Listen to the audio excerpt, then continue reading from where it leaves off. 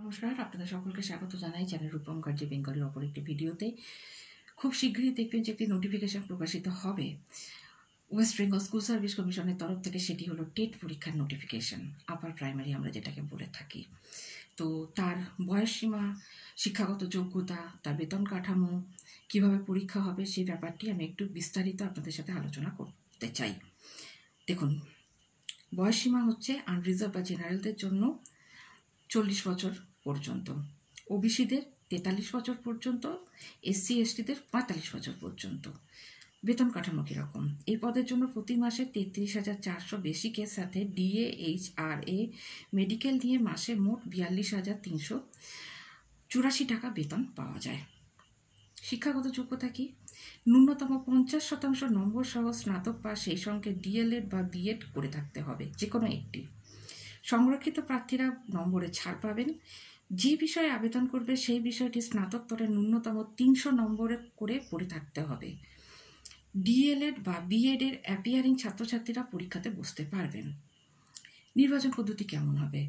2014 সালে শুধুমাত্র টেট পরীক্ষা হয়েছিল, এটা নিশ্চয়ই আপনারা এতদিনে জানেন। কোনো বিষয়ভিত্তিক পরীক্ষা হয়নি। সেক্ষেত্রে 2টি ধাপে নিয়োগ হয়েছিল, টেট পরীক্ষা এবং ইন্টারভিউ। তবে নতুন নিয়োগের ক্ষেত্রে টেট পরীক্ষার সাথে সাবজেক্টের পরীক্ষা হবে। পশ্চিমবঙ্গের অন্যান্য শিক্ষক নিয়োগের পরীক্ষার মতো এই পরীক্ষাতেও ইন্টারভিউ থাকবে। লিখিত পরীক্ষার নম্বর, ইন্টারভিউ নম্বর এবং একাডেমিক স্কোরের ভিত্তিতে চূড়ান্ত মেধা তালিকা গঠন করা হবে।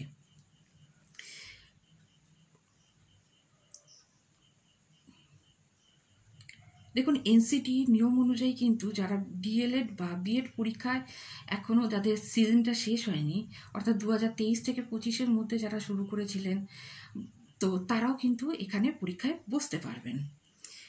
এবার একাডেমিক স্কোর গণনাটা একটু বলে দিই। গ্র্যাজুয়েশনের নম্বর অনুযায়ী গ্র্যাজুয়েশনে 60%-এর বেশি হলে 10, 50 থেকে 59% হলে 8, 50-এর কম হলে 6।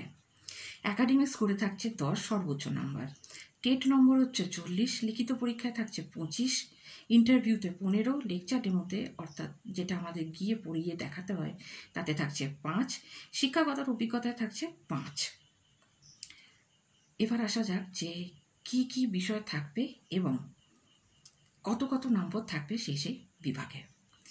দেখুন, শিশু বিজ্ঞান ও শিশু বিকাশে থাকবে 30 নম্বর, যেটাকে সিডিপি বলা হয়ে থাকে, চাইল্ড ডেভেলপমেন্ট অ্যান্ড পেডাগজি। প্রথম ভাষা বাংলায় থাকবে 30 নম্বর, দ্বিতীয় ভাষা ইংরেজিতে থাকবে 30 নম্বর।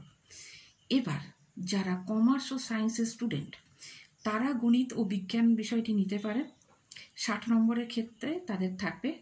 আর যারা কলা বিভাগের ছাত্রছাত্রী ছিলেন তারা সমাজ বিজ্ঞানটি নিতে পারবেন, যেটা হচ্ছে সোশ্যাল স্টাডিজ। ওটি ছিল সোশ্যাল সায়েন্স, এটি হচ্ছে সোশ্যাল স্টাডিজ। তাদের সেখানেও থাকবে 60 নম্বর। এই নম্বর বিভাজনটি আপনাদেরকে মনে রাখতে হবে। এইবার মেধা তালিকা প্রস্তুতির নিয়মটি কি একটু ভালো করে বুঝে নিন। শিক্ষাগত যোগ্যতার নম্বর 10, টেট পরীক্ষার নম্বর 40, লিখিত পরীক্ষার নম্বর 25, ইন্টারভিউ 15, লেকচার ডেমনস্ট্রেশনের 5, অভিজ্ঞতার নম্বর 5। এই মোট 100 নম্বরের ভিত্তিতে চূড়ান্ত মেধা তালিকা প্রস্তুত করা হবে। এবার দেখুন, একটা ব্যাপারে আপনাদের একটু খেয়াল রাখতে হবে। সোশ্যাল স্টাডিজ বলতে যেটা বোঝাচ্ছে বা সোশ্যাল সায়েন্স, সেটাতে কিন্তু না যে কোনো বিষয় অন্তর্ভুক্ত হতে পারে, অর্থাৎ জেনারেল স্টাডিজ, কারেন্ট অ্যাফেয়ার্স সব কিছুই কিন্তু থাকবে। তবে যারা কলা বিজ্ঞানের ছাত্রছাত্রী তাদের জন্য অঙ্ক থাকছে না, আর যারা সায়েন্স বিভাগের ছাত্রছাত্রী ছিলেন তাদের কিন্তু থাকছে। তাই এই বিষয়ে আপনাদের আরও কোনো প্রশ্ন থাকলে অবশ্যই আমাকে কমেন্টসের মাধ্যমে করতে পারেন, আমি যথাযথ উত্তর দেওয়ার চেষ্টা করব। আপনাদের সকলকার জন্য রইল অনেক অনেক শুভেচ্ছা। দেখা হচ্ছে পরের ভিডিওতে। নতুন নতুন আপডেট পাওয়ার জন্য চ্যানেল সাবস্ক্রাইব করতে ভুলবেন না। ধন্যবাদ, নমস্কার।